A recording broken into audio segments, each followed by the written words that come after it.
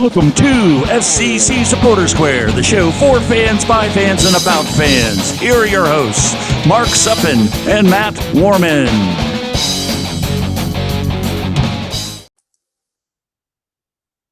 Welcome, Orange and Blue Nation. Once again, we are FCC Supporter Square. I hope you had a great time last week. Unfortunately, we didn't have a great time watching the game last week.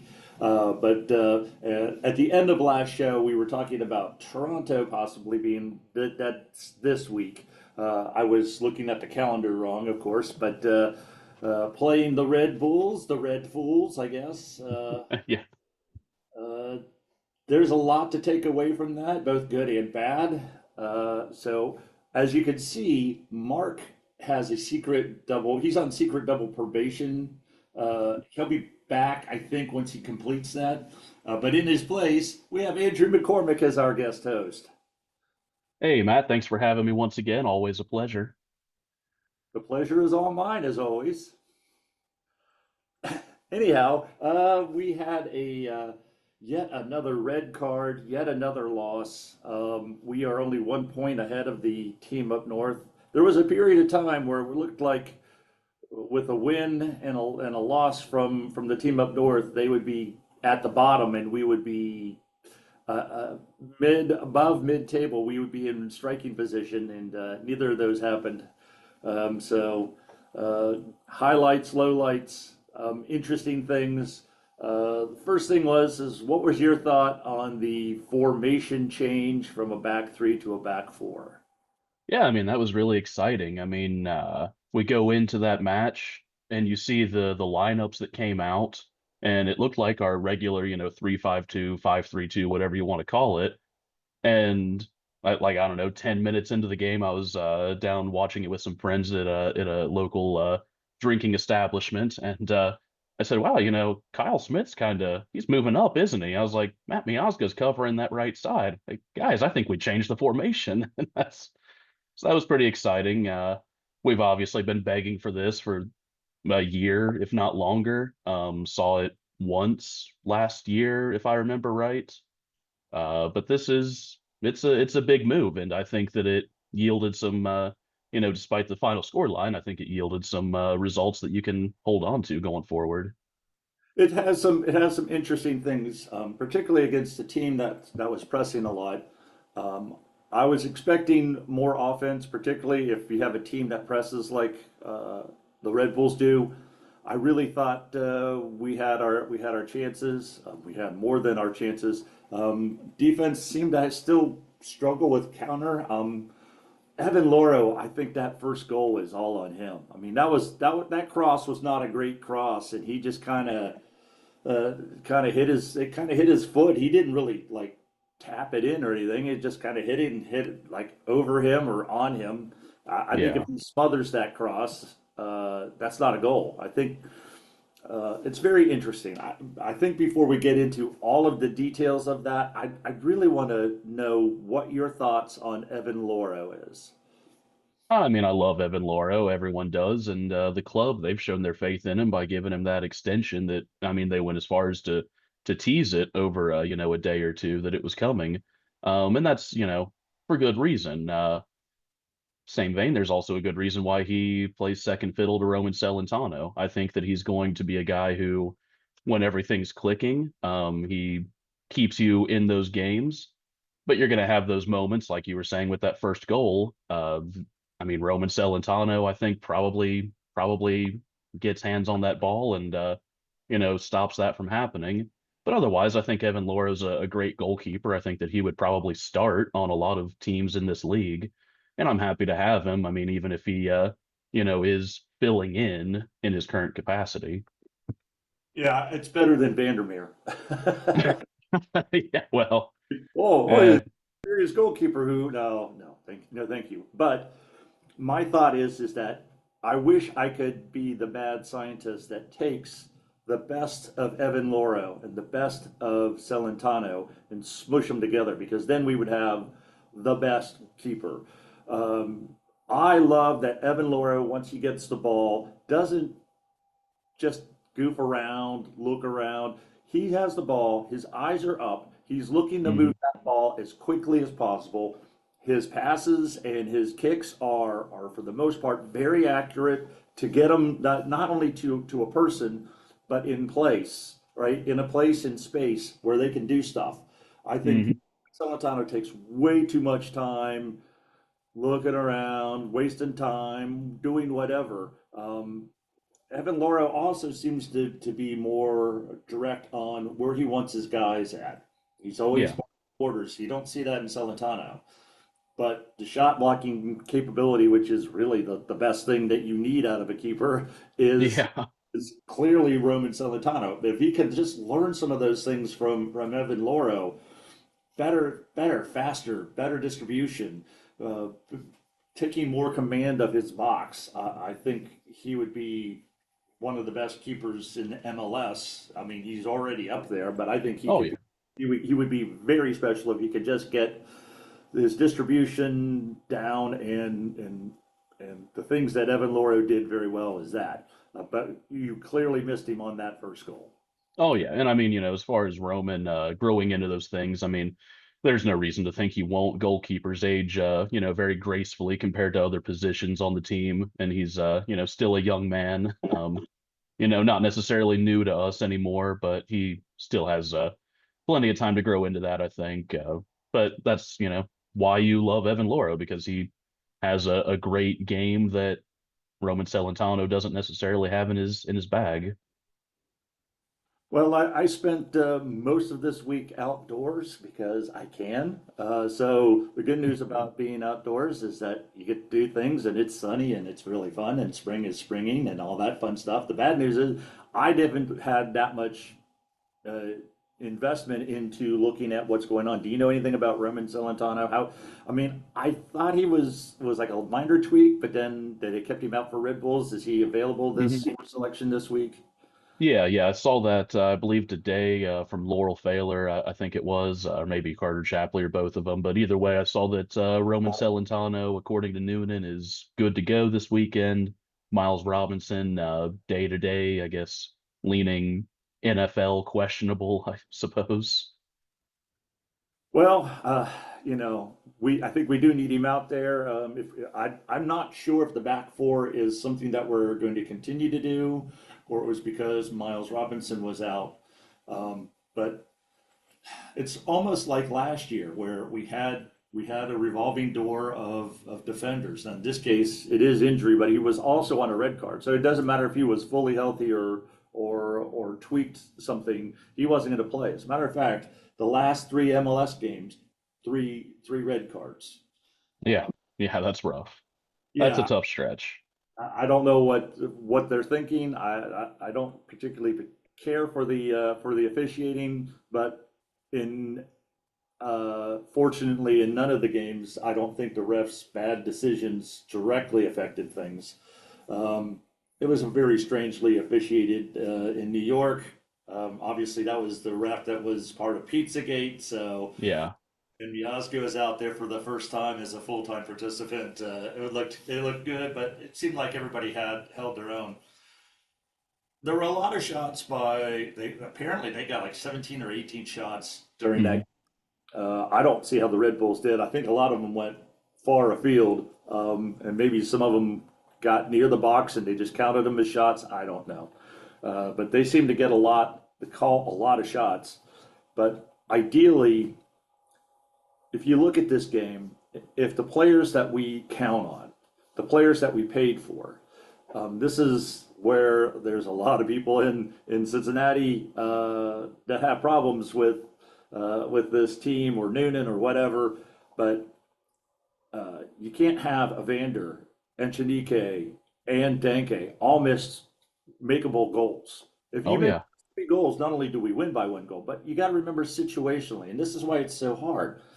At the time that they missed them, I believe it was a tie, or maybe we were down a goal, but it was really close. It was a tie, I think. We put that in. Now they're chasing us instead of the other way around. If we put the other goal in, now we're up two. Now they're really chasing, right? They have it in their heads. They lost 6-1 to I think Toronto the week before. I'm not sure. No, it was Charlotte. I think the week before. So if you get them down two goals and now it's now it's 3-1. Uh, that changes the complexion of how they're thinking, how we're thinking, how we feel. We don't have to send as many numbers forward. What did you think of the offensive output on or lack thereof on Saturday? Yeah, I mean, I think that there was a definite spike in offensive output, and it's easy to get upset in real time. I was certainly one of them that was upset in real time, in the group chat calling for heads to roll and whatnot. But when you really look at it, it was uh, I would say, well, not just, I would say I think it has been, said by Noonan himself that this was their best offensive, match of the season thus far. And so I think that there's good reason to believe that that has to do with the formation change. Obviously, I think that we're going to continue to see that formation, just the timing that in which they rolled it out, coming off of that 2 week international break. You can assume that they were working on that behind the scenes and that they're going to continue working on that. It's just you're going to have to accept that that also means that you're going to bleed some more goals. Having that back four and having your guys on the wings moving up to attack a little bit more. I honestly, I think it'll be fine if you have the right people in place.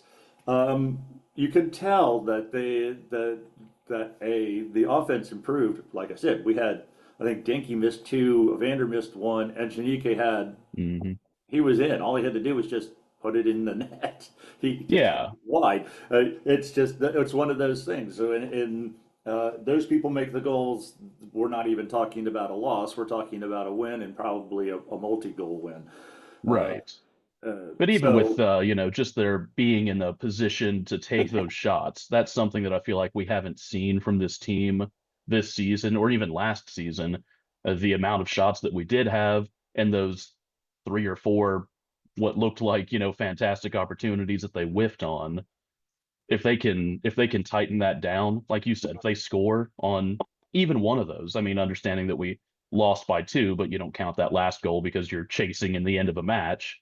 But if you even score on one of those missed opportunities, you're talking about an entirely different game. And I think going forward, with the caliber that we, believe those players to be, that you're going to see them, capitalize on that more often than not. yeah, it's there's still some growing pains. Hmm. For all the that I like that they have their dangerous players further up. You have Engineike higher up on the pitch. You have Barlow higher up on the pitch. You have Danke higher up on the pitch. You need those players to put some pressure. So people are going to start pushing their lines forward like they were doing. They're trying to play tight press, high line.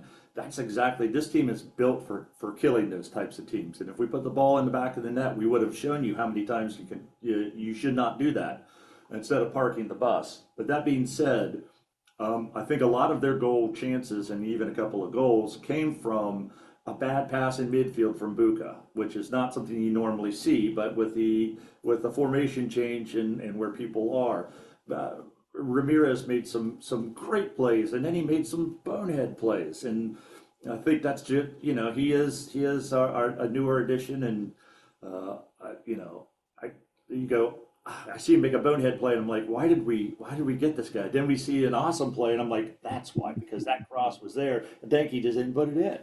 So we had a lot of missed opportunities, not only up front, but also in the passing, which bad passing does that. The one thing that was driving me crazy, the one thing that I hate more than anything else, is passing the ball back. We're in our offensive third. They're kind of overloading the side. I understand passing it back, then you might want to pass it back to midfield to kind of reset in the middle of the field. So then you can go back to one side or the other. So if they're lazy on one side, pass it to the other side where they're not. But they pass it, they bring up their press, and then they pass it back to the keeper. I can't tell you how many times, I think two or three times, where they are in an attacking position, maybe not in the best position because it looks like 2-on-3, and you're just trying to be safe with the ball. But they went from attacking position to midfield, back to the keeper, who just kicks the ball and it's a 50-50 ball, which we lose. It's like, Yeah. why are you doing this?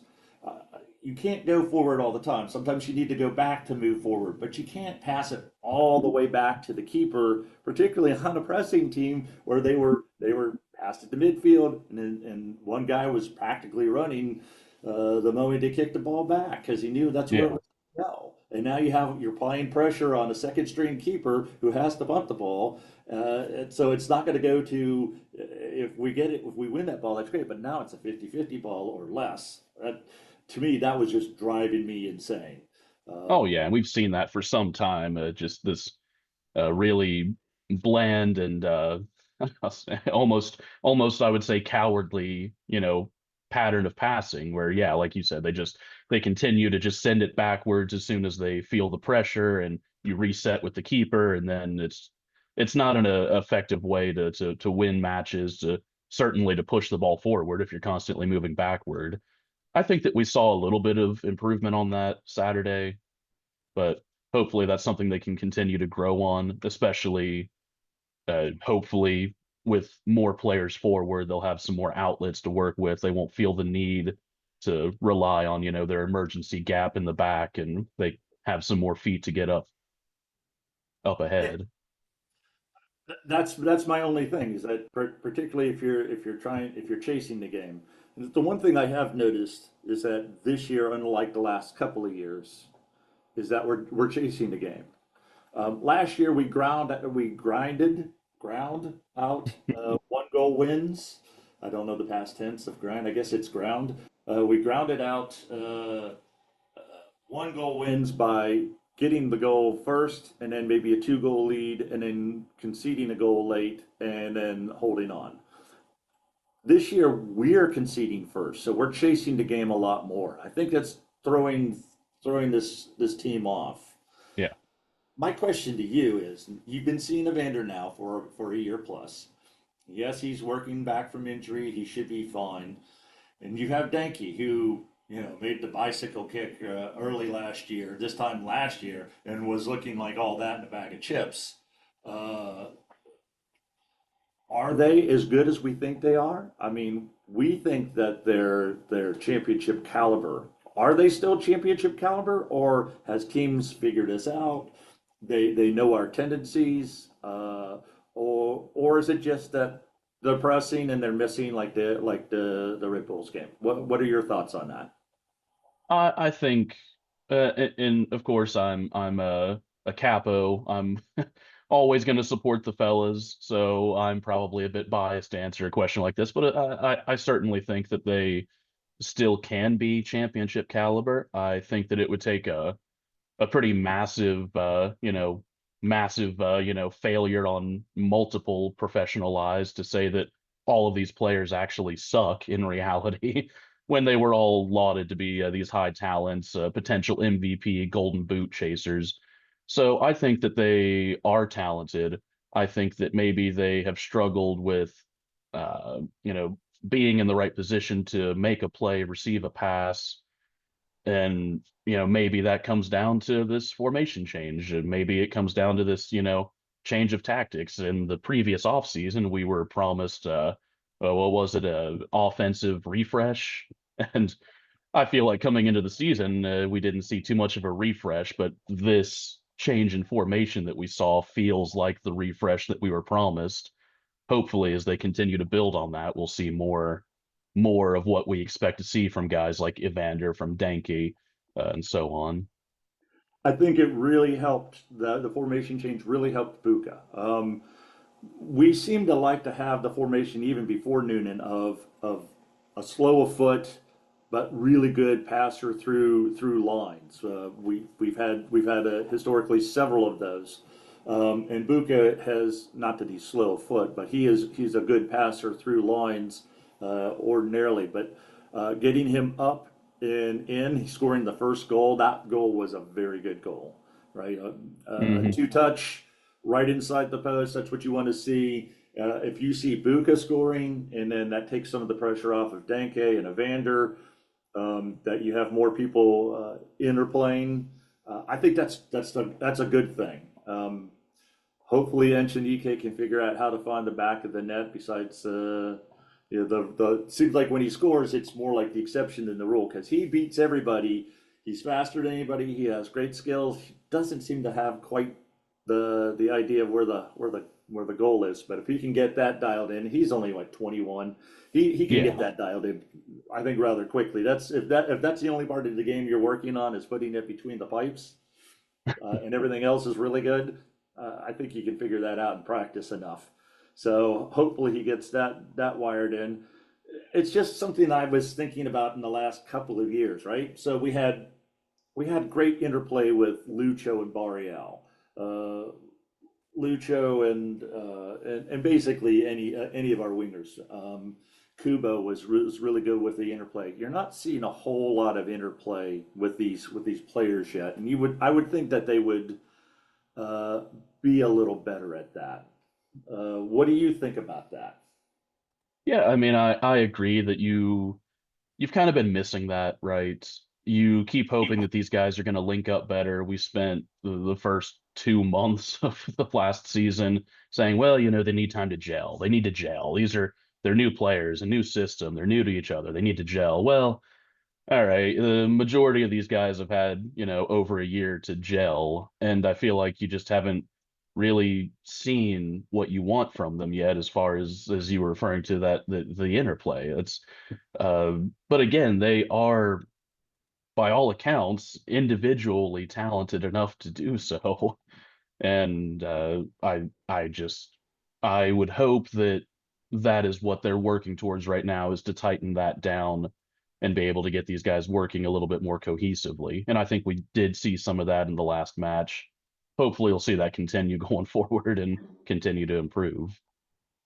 One of the other things I would have to say that is really good is that, well, our set pieces are still a work in progress, but our set pieces from the standpoint of corner kicks, we're getting a lot of goals from our corner kicks. I think we got one last week or 2 weeks ago, and definitely one last week, and a couple of near misses as well. So it seems like we do well here, we fall down here, we're doing better here, we're missing here. And again, we have a rotating door that is our back line because Mhm. Miazga's been injured. Now he's back. I think he's finally healthy. And then Robinson gets tweaked and he gets a red card. I think we finally get a full staff. So we get Yeah. Valenzuela, who I think is of our players probably the most dynamic with the ball. Um, he does make mistakes and gets out of position, and I think the coaching staff wants him to do different things, but he's the one that seems to want to challenge and attack players.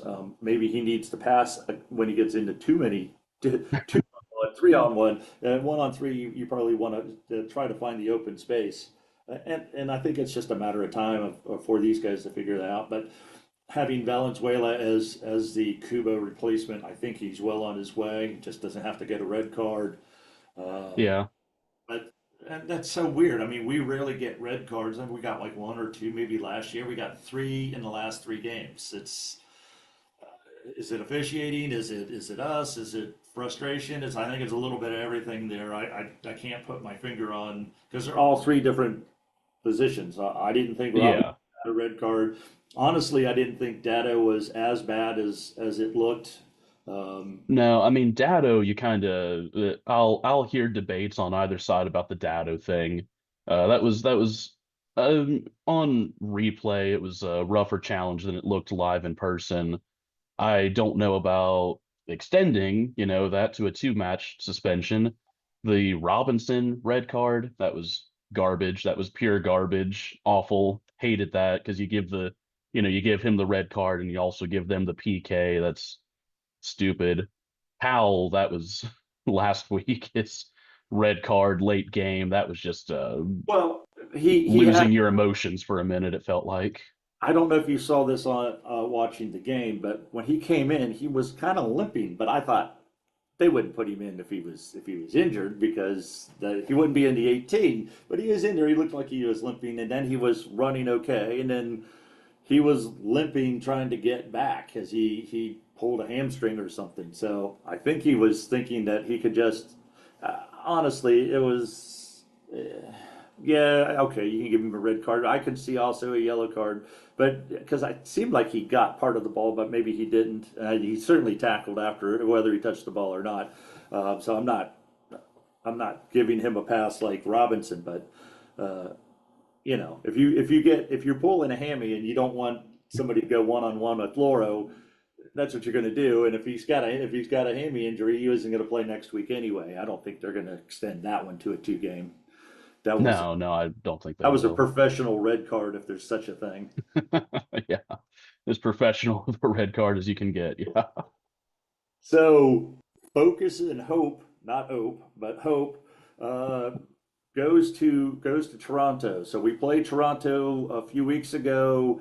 It's the first time they ever won at Tico Stadium, 1-0. Quite frankly, we looked listless and lifeless. Um, they got a seeing eye goal, and that's what happens when you have teams. I thought we were the dominant team. They have Josh Sargent, Yeah. so that should be interesting. So, what are you expecting this Saturday? It's honestly, it's hard to say because going into our last matchup with Toronto there a few weeks ago, I was ready to write them off. I was saying, it's Toronto. They don't scare me, whatever. And for what it's, I mean, the team, like you said, they looked listless in that game. It was a 1-0 loss.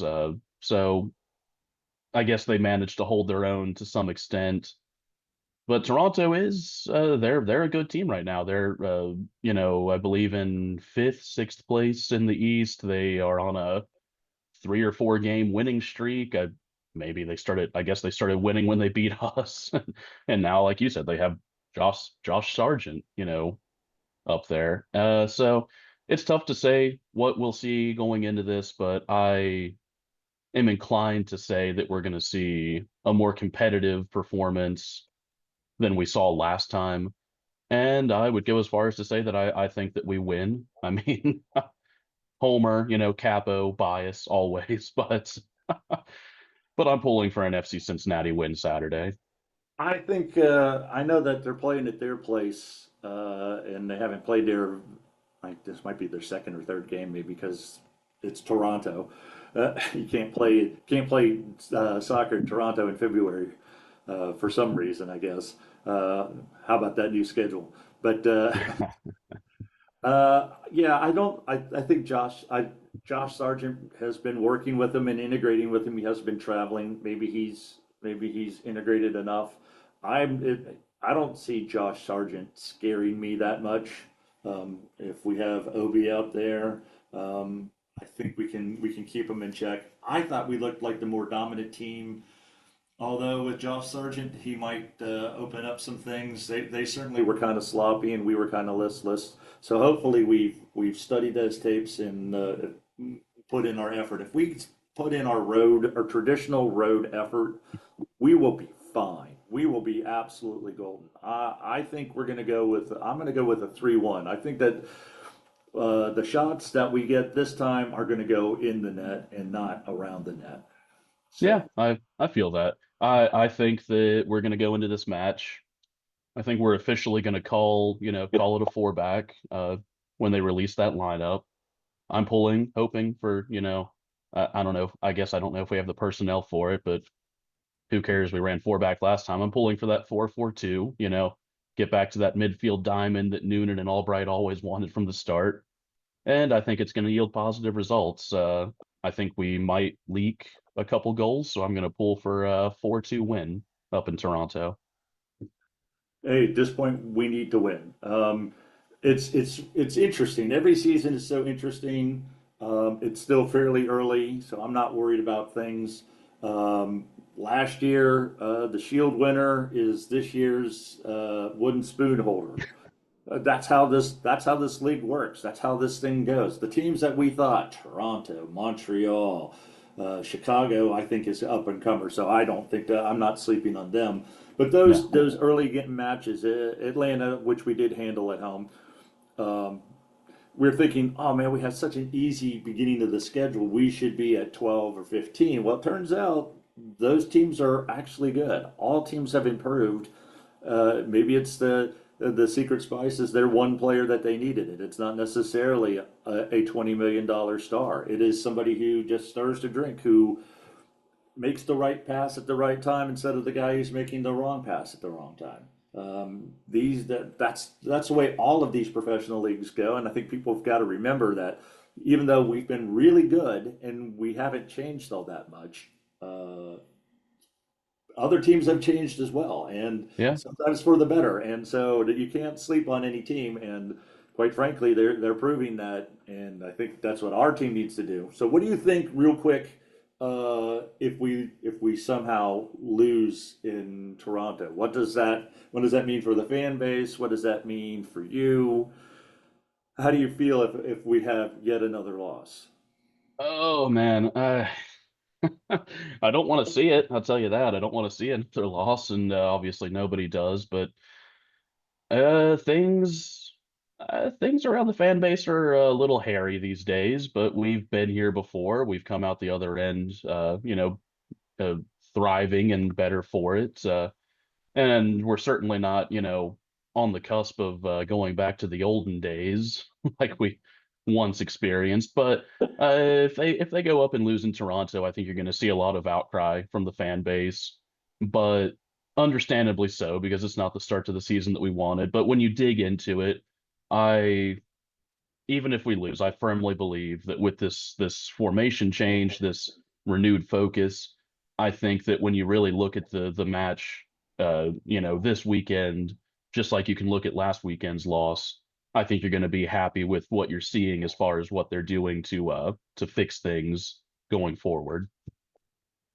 At some point, they're going to get it all put together. And when this team does get it put all together, it's a dangerous team. This is a very dangerous team. I watched the Pink team open their stadium, and I, honestly, I think Austin spit the bit. It was a draw, but in the last 15 minutes it reminded me of watching FC Cincinnati matches where you have the lead or it's a draw, and they're just like absorbing pressure, absorbing pressure, absorbing pressure. They did let one Yeah. go through for the draw, but they should have. They missed a shot around the 75th minute that probably would have put it away. So it is what it is. So that's what I'm saying. All teams are beginning to struggle. All the best teams, quote, best teams are somewhat struggling. And Hmm. so it's still early. So bear with them, bear with us. We've got this. I do have one other thing. This kind of popped up today. I don't believe it, but you know what I'm going to say, don't you? Oh, I know where it's going. Yeah. Um, how do you feel about a world-class flopper being on the team? Oh man, I think that is nothing but bait. Nothing but bait. It's, I mean, it's a reputable source, obviously. Bogert and the Athletic saying that FC Cincinnati's talking to Neymar's camp. Uh, you know, I, I I could also, I could talk to, Neymar's camp and, see if he has any interest in, donating me, some of his net worth. But those talks aren't going to go anywhere, just like I don't think those talks are necessarily going to go anywhere with FC Cincinnati. Well, I did talk with Neymar's camp, but he apparently is not available to help me with cutting down trees and pulling out some bushes. So Yeah. I don't know why. He says he's busy. I don't know. What are you going to do? Find somebody else, I guess. I was Oh, offering goodness. $15 an hour. I mean, that's got to be worth something. Well, I yeah. he said, "Well, how soft is your ground? Because I might pull a hammy, 4 steps in and start rolling around on my backyard before we get anything going here." Yeah, Um, it is a reputable. Who leaves? Who are you replacing? How much does he want? I'm not interested in that. I'm not interested in a lot of things. We're not going to talk about summer window until after the World Cup, and we've got to get through a lot of things here this month and next month before we really see what kind of picture we have, what people want. Is Stanky going? Um, what are we looking at? I don't know. All I know is that we need a victory 3 points, not just 1 point, but I'll take 1 point even at this point. Yeah. Uh, if you look at the bottom, you look at the bottom of the table, guys. It's the last year's Shield winner. It's the team up north. It's us, a couple Hmm. others. So it's early days still. We still have a chance. I know it's not what we want to see, but a couple of plays here and there turn around into our favor, and we could be on a 4-game winning streak. Yeah, and that's all it takes. I mean, that's the nature of the league, and you're not gonna win the Supporter Shield every year, but I mean, if your goal is MLS Cup, I mean, there's nothing stopping you from achieving that, no matter where you're sitting, even halfway through the season. It's all about that home stretch, getting right, make the right moves to give you some juice in the summer, and that's kind of what we're hoping for, and I don't think we have any reason to doubt that they can do that. Yeah, and I think they're going to have a lot of extra time with the World Cup to do some extra look-seeing. I'm sure Albright has something cooking. We don't have a lot of space to do anything, but depends on who's moving, we have to move some people before we bring people in. So, Hmm. and we're not there yet. We've got to win at Toronto, win a couple of games, then we'll stop worrying about summer window and tweaking things and all of that fun stuff. So, any final thoughts before we head out here, Andrew? Yeah, I mean, stay the course. It's always a great day, repping FC Cincinnati, watching FC Cincinnati. They've been on an incredible run these last 3 years, and it's not the start to the season that you would like, but we've got faith in the guys to right the ship, straighten it out and get us, doing some more sha la la here soon. There you go. And in 2 weeks, they'll be back so we can actually do that. Well, that's just about all the time we have here for FCC Supporter Square. We will see you next time right here. Thank you for watching FCC Supporter Square. Please like and subscribe on YouTube and Spotify. The intro song was Disappointed by the Stone Bunnies. The outro song was Awesome Sauce, also by the Stone Bunnies. If you'd like to be on the show or contact us, it is at fcc.supp.square@gmail.com. We'll see you next time.